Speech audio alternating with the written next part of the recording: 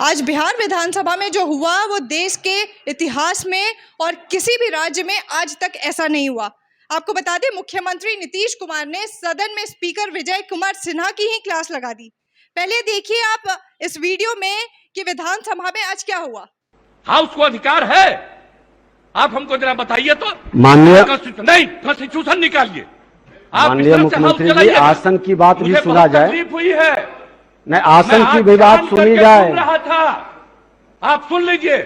मैं जान करके आज समय पर आकर के सुन रहा था। नहीं, आसन की भी बात सुनी जाए। आप एक एक बात जान लीजिए। ये बात किसी भी तरह से मंजूर नहीं है। जब प्रश्नकर्ता ने प्रश्न उठाया कि कुर्की जब्ती हुआ है कि नहीं, माननीय मुख्यमंत्री जी, जब प्रश्नकर्ता कुर्की जब्ती की बात उठाई, उन्होंने जवाब नहीं दे पाया।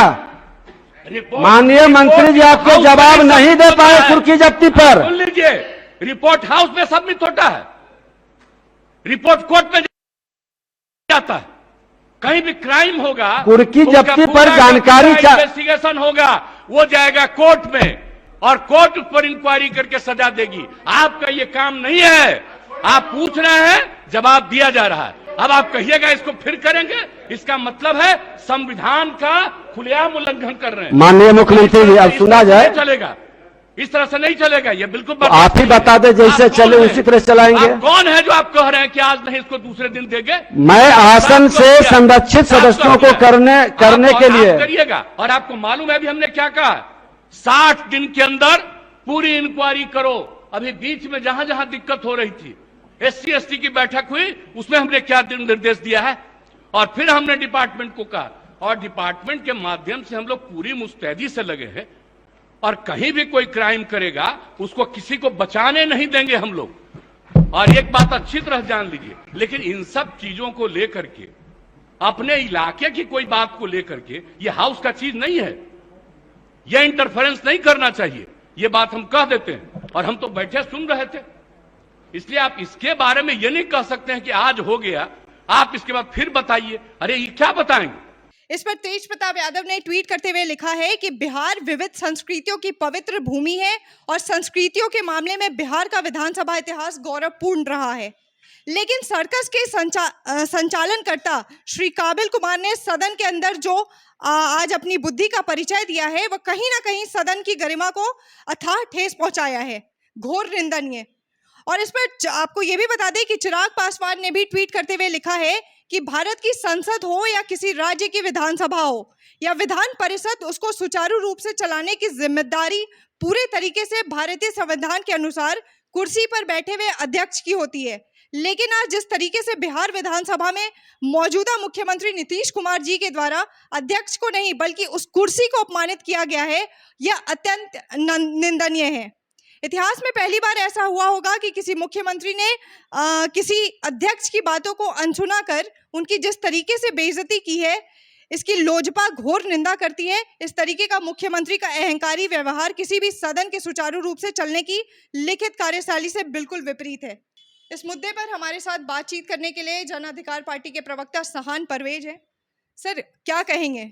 अब मुख्यमंत्री जी तो विधानसभा में अध्यक्ष महोदय को ही उनके साथ ही नोकझोंक करने पे उतर आए हैं।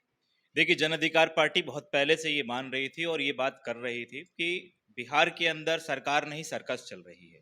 बिहार के अंदर लोकतंत्र जिस प्रकार से तार तार कर दिया गया, सदन के अंदर विधायकों को पीटा गया, तब भी सदन की मर्यादा कहाँ चली गई थी? सदन के अंदर जो लोकतंत्र था वो खत्म हो गया था। लोकतंत्र के मंदिर में आज कभी विधायकों को पीटा जाता है, लोकतंत्र के मंदिर में कभी लोग कुर्सी पर बैठे विधानसभा के अध्यक्ष को बेइज्जत किया जाता है। और उनका सवाल क्या है?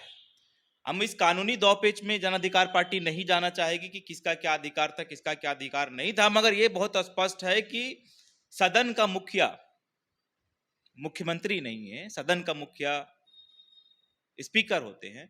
और स्पीकर महोदय को यह लग रहा है कि बिहार में लॉ एंड ऑर्डर नहीं है। अगर बिहार में लॉ एंड ऑर्डर पे सवाल जन अधिकार पार्टी खड़ा कर रही थी और ये कह रही थी कि आपके चैनल के माध्यम से और सभी चैनलों को या बिहार की जनता को ये बताना चाह रही थी कि बिहार के अंदर लोकतंत्र और कहीं ना कहीं लॉ एंड ऑर्डर अब फेल हो चुका है, वो आज उस बात का प्रमाण माननीय विधानसभा अध्यक्ष जी ने कर दिया।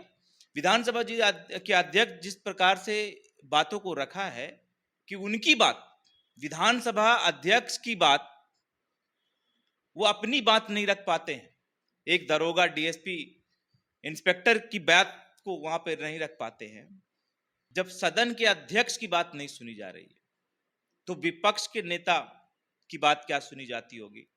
और जो लोग अपनी आवाज उठा रहे होते होंगे, जैसे आपने कई आंदोलन बिहार के अंदर देखा, उनको सुनने वाला फिर कौन होगा? फिर वो गरीब जो इस सरकारी तंत्र से परेशान हो रहा होगा, जिसके लिए सरकार बनाई गई, जिसको न्याय देने की बात के बुनियाद पर सरकार बनाई गई, वो उस व्यक्ति का क्या होता होगा और उसकी बात कौन सुनता होगा? समाज में सबसे पिछड़े और अंतिम पायदान पर खड़ा रहने वाले लोगों की बात आज कौन सुनता होगा?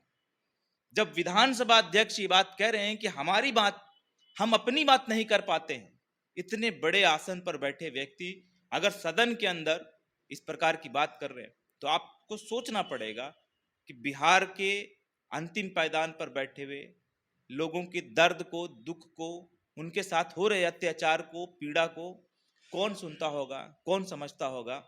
जब डीएम, डीएसपी और दरोगा तक विधानसभा अध्यक्ष की बात नहीं सुनते तो वो आम लोगों की बात कैसे सुनते होंगे और उनका क्या रवैया होगा आम लोगों के साथ, बिहार की जनता के साथ?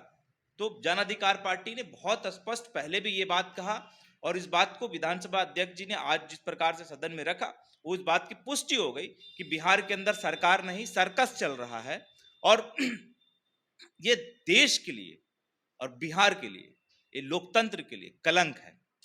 जन अधिकार पार्टी के प्रवक्ता होने के तौर पर आप उस नीतीश कुमार, जिनको सुशासन बाबू कहा जाता है, और सुशासन बाबू ही जो लॉ एंड ऑर्डर पर सवाल उठाने पर तिलमिला जाते हैं, आप उनसे या जो सरकार में बैठे लोग हैं उनको आप क्या कहना चाहेंगे?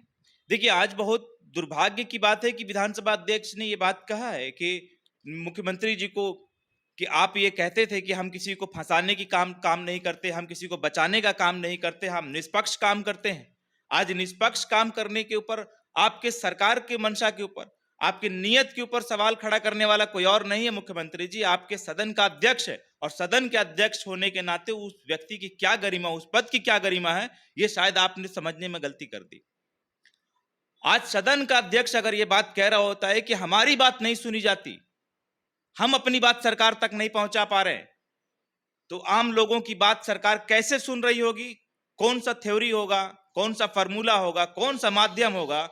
आज आपके चैनल के माध्यम से मैं भी ये पूछना चाहता हूं कि आम लोगों का दुख दर्द नीतीश कुमार जी कैसे सुन पाते होंगे, कौन से कान से सुनते होंगे और कौन सा माध्यम होगा जब विधानसभा अध्यक्ष इस बात को कह रहे हैं कि हमारी बातें नहीं सुनी जाती, हम अपनी बातें नहीं रख पाते, हम लोगों की बात नहीं कर पाते।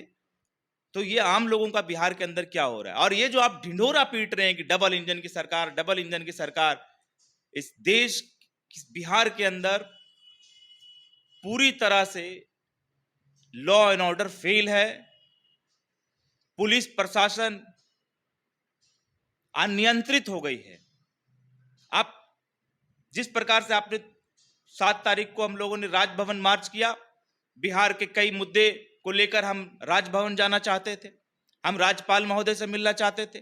जिस प्रकार से बिहार सरकार का तानाशाह रवैया देखा गया, जिस प्रकार का प्रताड़ना जन अधिकार पार्टी के लोगों के साथ किया गया, वाटर कैनन, लाठियां, डंडे और बैरिकेड लगाकर रोक दिया गया, आप ये तानाशाह रवैया जो दिखा रहे हैं, हम कोई अलग बात तो करने जा नहीं रहे थे, हम तो सवाल पूछने जा रहे थे। हम चाहते थे कि आपसे सवाल पूछा जाए और आप अगर सरकार हैं तो आपसे सवाल पूछने का अधिकार बिहार के एक एक वोटर को, एक एक नागरिक को होना चाहिए। बहुत सरल।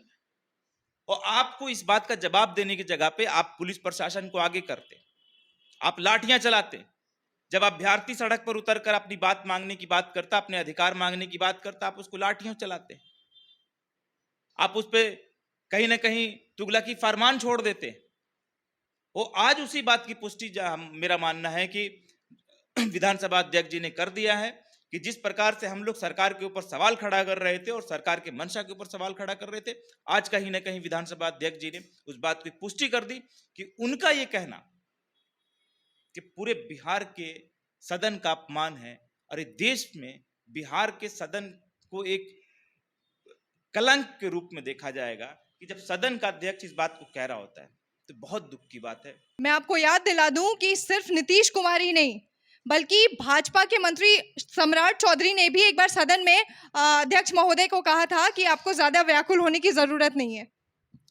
देखिए, ये मैंने आपको पहले भी बताया कि सदन की गरिमा खत्म हो गई और बिहार में जिस प्रकार से पक्ष और विपक्ष आज राजनीति कर रहा है, इससे सदन की गरिमा खत्म हो गई। सदन के अंदर एक मंत्री के कभी ये कह रहे होते हैं कि आप व्याकुल मत होइए।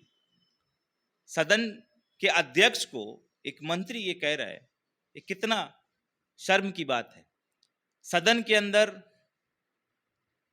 मुद्दे की बात ना होकर आम गाली गलौज, मारपीट, खींचाखींची, इस प्रकार से अब बिहार के अंदर सदन चल रहा है और जनता से जुड़े सारे सवाल गोल हैं, सारे मुद्दे गोल हैं।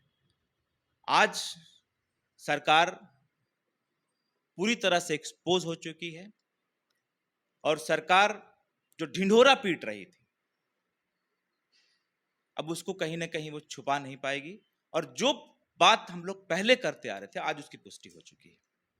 तो ये थे हमारे साथ सहान परवेज और जो कि जन अधिकार पार्टी के प्रवक्ता हैं। इनका साफ साफ कहना है कि आज जो कुछ भी हुआ सदन में उससे सरकार जो है वो पूरी तरीके से एक्सपोज हो चुकी है। और भी बहुत कुछ कहा है इन वीडियो में, वीडियो को पूरा देखें और अपनी प्रतिक्रिया कमेंट बॉक्स में जरूर दें। अगर फेसबुक पे देख रहे हैं तो पेज को लाइक करें, यूट्यूब पे देख रहे हैं तो चैनल को सब्सक्राइब करें। धन्यवाद।